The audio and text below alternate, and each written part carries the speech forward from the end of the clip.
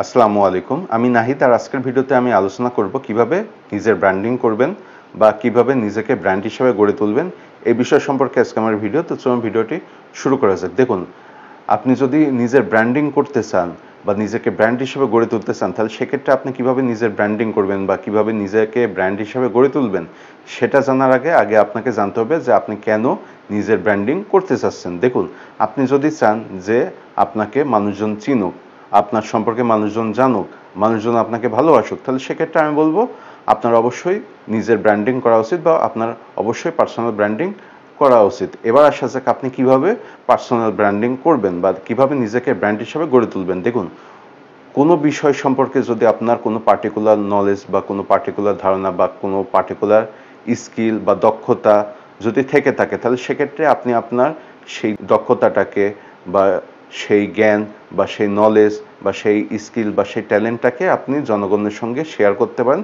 Social media অথবা digital platform ব্যবহারের মাধ্যমে।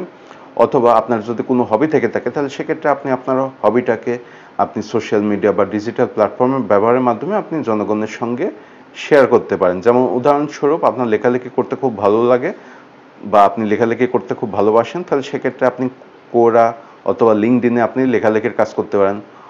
অথবা আপনি যদি রান্নাবান্না করতে খুব ভালোবাসেন, তাহলে সেক্ষেত্রে আপনি আপনার রান্নাবান্নার ভিডিও বানিয়ে আপনি ফেসবুক অথবা ইউটিউবের মাধ্যমে আপনি জনগণের সঙ্গে শেয়ার করতে পারেন।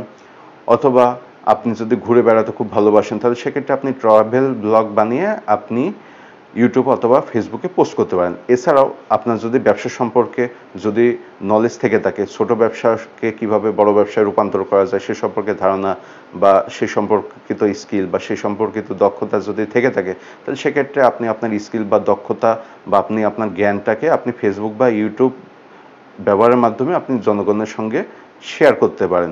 তো এতে করে ধীরে ধীরে আপনার পার্সোনাল ব্র্যান্ডিং তৈরি হবে এবং আপনি ধীরে ধীরে ব্র্যান্ড হিসেবে গড়ে উঠবেন এবং আপনাকে আপনার কাজের জন্য জনগণ চিনবে, মানুষজন আপনাকে আপনার কাজের জন্য জানবে। তো এক্ষেত্রে বলে রাখা ভালো যে পার্সোনাল ব্র্যান্ডিং কখনো 1-2 দিন অথবা 1-2 মাসের মধ্যে তৈরি হয় না। পার্সোনাল ব্র্যান্ডিং তৈরি হতে সময় লাগে। তো এই ছিল আজকের ভিডিও। এরকম নতুন ভিডিও নিয়ে খুব শীঘ্রই আমি আপনাদের সামনে হাজির হব।